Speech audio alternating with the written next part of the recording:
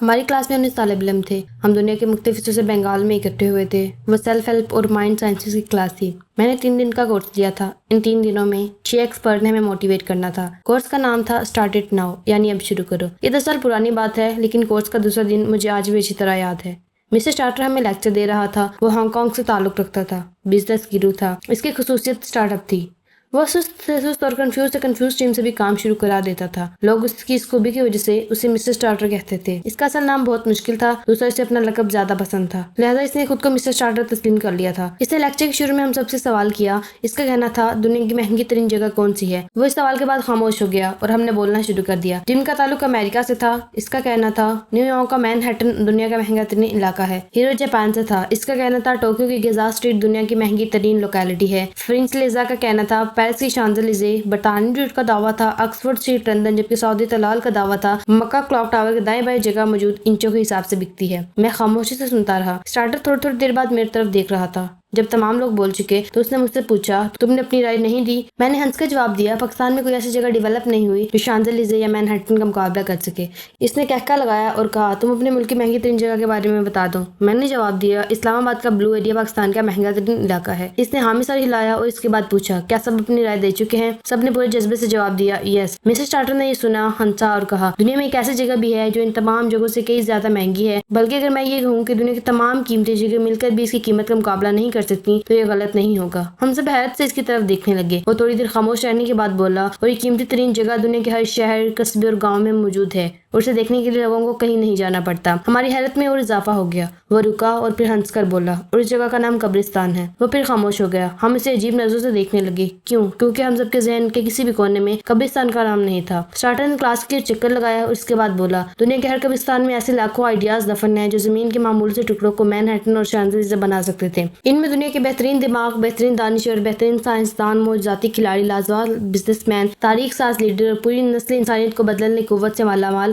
فلنتھراپسٹ موجود ہیں. قبرستان میں موجود ہر شخص Bill Gates, Warren Buffett, Einstein, Nelson Mandela, Newton, Bertrand Russell, Ghalib, علامہ اقبال اور گرو نانک بن سکتا تھا. لیکن یہ لوگ اور ان کے آئیڈیاز اپنی شناخت بنائے بغیر دنیا سے رخصت ہو گئے. لوگ ان کا نام اور شکل تک بھول گئے. مسٹر اسٹارٹر کا کہنا تھا آئنسٹائن اور آپ کے محلے کے ٹام، ڈک اور ہنری میں کوئی فرق نہیں تھا. قدرت نے دونوں کو ایک ہی پروسیس کے ذریعے ایک ہی طرح کی صلاحیت دے کر پیدا کیا. دونوں ایک ہی جیسے تھے. اگر کوئی فرق تھا تو وہ تھا اسٹارٹ اٹ ناؤ کا. آئنسٹائن نے اپنے آئیڈیا پر کام کرنا شروع کر دیا تھا، جبکہ باقی تمام آئنسٹائنوں نے اپنی زندگی کروں یا نہ کروں، کل کروں گا، اگلے سال سے اسٹارٹ کروں گا، ریٹائرمنٹ کے بعد کر لوں گا، تھوڑی سی فرصت مل جائے تو اسٹارٹ کروں گا، اور پہلے تھوڑے سی جمع کر لوں پھر کرتا ہوں، میں ضائع کر دی. یہ سوچتے اور پلان کرتے کرتے قبرستان پہنچ گئے. جبکہ اصلی آئنسٹائن، اصلی بل گیٹس، اصلی وارن بفٹ اور اصلی نیلسن منڈیلا نکل کا انتظار نہیں کیا. یہ اٹھے اور انہوں نے کام شروع کر دیا. چنانچہ یہ لوگ بن گئے جبکہ باقی لوگ کچھ بھی کیے بغیر دنیا سے رخصت ہو گئے. مسٹر اسٹارٹر کا کہنا تھا ہم اگر ایسی مشین ایجاد کر لیں جو مٹی میں ملے ڈی این اے میں چھپا پوٹینشیل اور پلاننگ ریٹ کر سکے تو ہم ہر قبر کی داستان پڑھ اور سن کر پریشان ہو جائیں گے. ہم یہ دیکھ کر حیران رہ جائیں گے کہ ان میں ہر شخص عظیم اور شاندار تھا اور وہ دنیا میں سب کچھ کر سکتا تھا، لیکن وہ صرف ایک قدم کی وجہ سے پیچھے رہ گیا اور وہ ایک حماقت کی وجہ سے زندگی کی دوڑ سے باہر ہو گیا، اور وہ حماقت اسٹارٹ نہ کرنا تھی. یہ بیچارہ سوچتا رہ گیا اور اسی سوچ کے دوران اس کا وقت پورا ہو گیا. مسٹر اسٹارٹر کا کہنا تھا کامیاب اور ناکام، امیر اور غریب اور ونر اور لوزر میں صرف ایک فرق ہوتا ہے اور اس فرق کو اسٹارٹ کہتے ہیں. ونر، امیر اور کامیاب انسان آئیڈیا پر کام کرنا شروع کر دیتا ہے، یہ اسٹارٹ کر دیتا ہے، جبکہ ناکام، غریب اور لوزر صرف سوچتا رہ جاتا ہے، یہ پلاننگ میں اپنی زندگی اور پوٹینشیل ضائع کر دیتا ہے. مسٹر اسٹارٹر اس کے بعد پورے جذبے سے بولا لہٰذا آپ جو بھی کرنا چاہتے ہیں بس وہ بھی سے شروع کر دیں. آپ لیڈر بننا چاہتے ہیں اسٹارٹ ناؤ. آپ کوئی فون، کوئی آرٹ سیکھنا چاہتے ہیں، نوکری چھوڑ کر بزنس شروع کرنا چاہتے ہیں، کسی غیر ملکی یونیورسٹی میں داخلہ لینا چاہتے ہیں، کسی خوبصورت لڑکی یا لڑکی کو پرپوز کرنا چاہتے ہیں،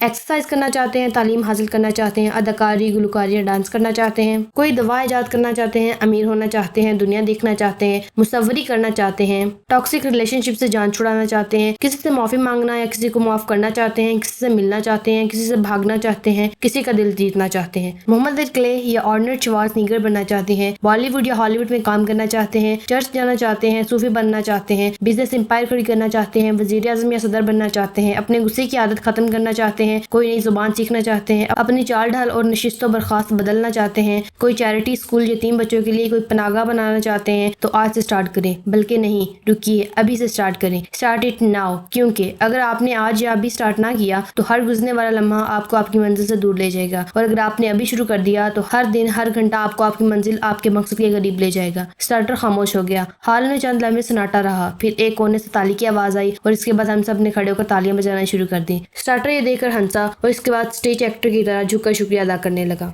आज इस लेक्चर और इस दिन को 10 साल गुजर चुके हैं, लेकिन आप यकीन करें, आज भी जब मेरे दिल में कोई आइडिया आता है और मुझे इसमें जान महसूस होती है तो मैं वक्त ज़ाया किए बगैर फौरी तौर पर इस पर काम करना शुरू कर देता हूँ। और आप यकीन करें, मिस्टर स्टार्टर की तरह मैं हर दिन कामयाबी के करीब होता चला जाता हूँ। मेरे पास जब कोई शख्स कोई नौजवान मशवरे के लिए आता है तो मैं उससे सिर्फ एक सवाल पूछता हूँ, तुम क्या करना चाहते हो? और वो जो भी जवाब देता है तो मैं उससे कहता हूँ, तो फिर इस मंसूबे पर काम करना शुरू क्यों नहीं करते? Start it now. मेरे पास तालिब इल्म आते हैं तो मैं इनसे ये पूछता हूँ कि आप तालीम के बाद क्या करेंगे? अगर कोई जवाब दे मैं बिजनेस करना चाहता हूँ तो मैं कहता हूँ, तुम फिर इसे आज से शुरू क्यों नहीं करते? तुम इसे तालीम के बाद क्यों शुरू करना चाहते हो? इससे तुम्हारा बहुत सा वक्त जाया हो जाएगा। तुम उठो और काम शुरू करो। तुम तालीम मुकम्मल होने तक अपनी मंजिल के बहुत करीब पहुंच चुके होगे। आप यकीन करें, इनमें से जो भी मेरी बात पर अमल करता है इसकी जिंदगी बदल जाती है, और जो अच्छे और बेहतर वक्त का इंतजार करता रहते हैं वो कब्रिस्तान के नजदीक पहुंच जाते हैं, और फिर एक दिन दुनिया की कीमती तरीन जगह कब्रिस्तान में पनाह गुज़ीर हो जाते हैं। मेरा आपको भी यही मशवरा है, आप जो भी करना चाहते हैं, जो भी बनना चाहते हैं, आप फौरी तौर पर बिस्मिल्लाह करें। अल्लाह ताला करम करेगा और आप जल्द कामयाब हो जाएंगे।